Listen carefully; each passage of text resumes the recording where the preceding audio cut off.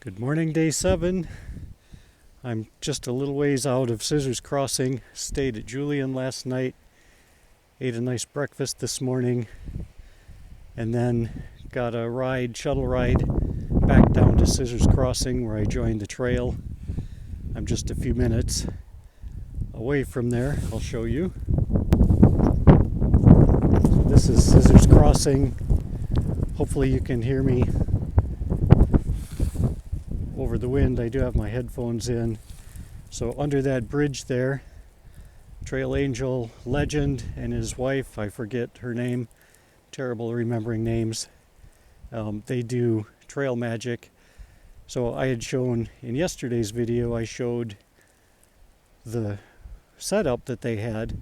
They were actually there this morning cooking breakfast. They had pancakes and coffee for free, for donation for anyone that wanted. Hikers on the trail. I started a few minutes ahead of them. They'll pass me up and probably stay ahead of me all day today. So a little bit windy, a little bit chilly, but dry, so I'll take it.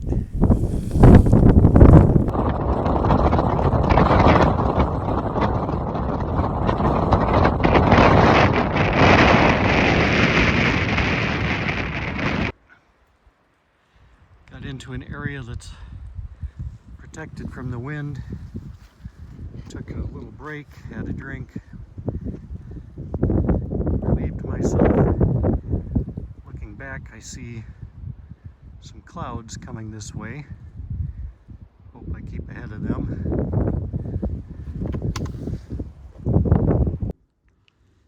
There's where I came from. This looks like a good spot for tonight. Right on trail, but it's quiet here. This is the least wind I've had all day. I'm really looking forward to some sleep tonight without my tent slapping me in the face every 15 minutes. Time to set up. It's the end of day 7.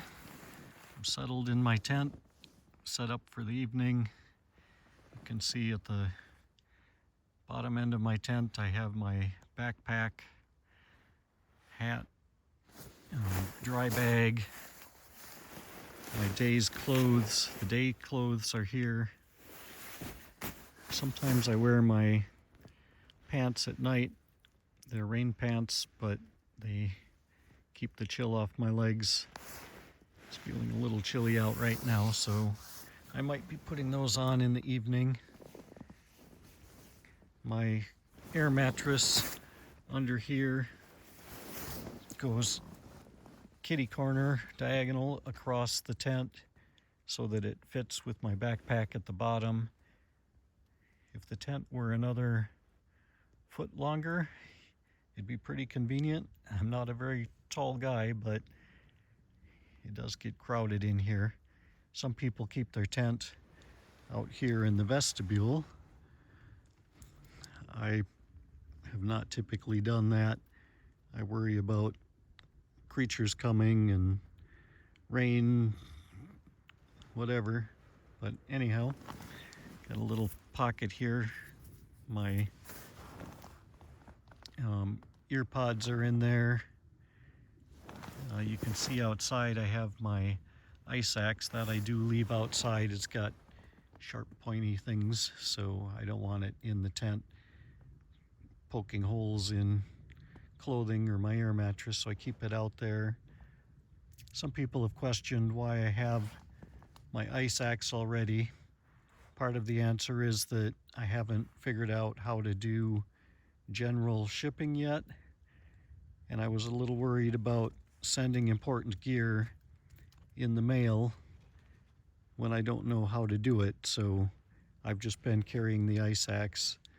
The bonus that I get is that, not that I've needed it and probably never will, but I keep it right outside the door of my tent, so if any creatures come along bigger than a mouse that think they want to stir up some trouble, I can scare them off with that.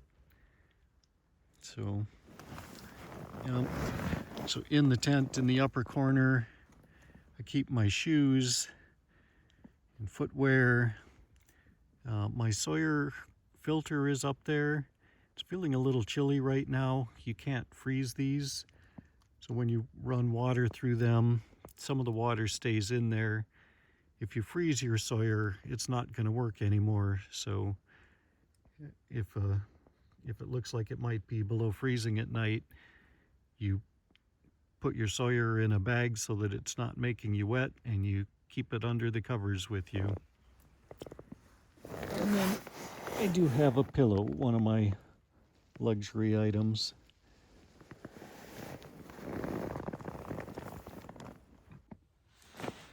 So I didn't get much video today. It was kind of a mostly typical day. There was some sprinkles this afternoon. Nothing serious, but I was glad I had my rain jacket on to keep my clothes from getting damp. We seem to have walked out of the clouds, so maybe a dry evening, hopefully. I put on some good miles today. I forgot to total it up, somewhere around 16 for me. I'll total it after I'm done with the video. This might be my biggest day yet. I'm hoofing it a little bit. Warner Springs is in about 16 miles.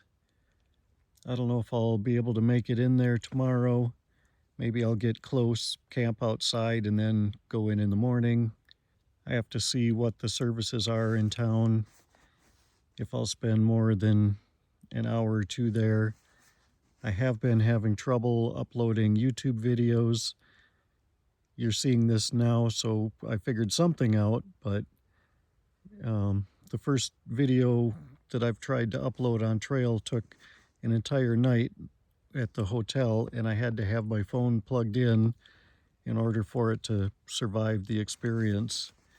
So I don't know what the deal there was, if it was just bad Wi-Fi, but I got to get that figured out. Maybe Warner Springs will be the place that I take care of some of that. So heading to bed for the night. We'll see you in the morning. Good morning, day 8. I had my best night of sleep on trail last night. I found a nice sheltered spot. The wind stayed down, at least where I was.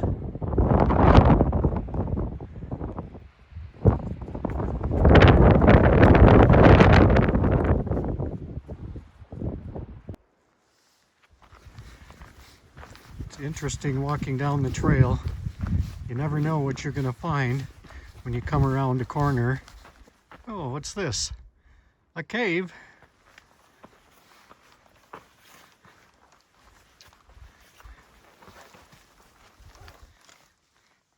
Not big enough to pitch a tent, but you could cowboy camp in there. I wonder if years ago somebody was hoping to find gold in there. This doesn't look like a nature-made cave. Pretty cool. It was 38 degrees this morning, or 36, I forget, when I got going. I still hadn't remembered to get my gloves out, so it didn't take very long at all. Packing up my tent that was wet and the ground sheet that was wet, cleaning the mud off my stakes. My hands were numb. I just didn't have the will to dig back into my pack and get my gloves out. I tried to tough it for a little bit. That was not a good plan. So after a little bit of walking, I stopped and got out my rain mitts. So it's just a plastic shell that goes over my gloves to keep them dry if it's raining. But I thought, well, better than nothing. It was windy when I got started, so that shell kept the wind off my hands. They immediately started feeling better. It took quite a while before they were not feeling numb anymore, but I could tell the difference right away. Not my best plan, but a better solution than just pushing through. It's windy here. I don't know if you can hear me. This is no longer our trail.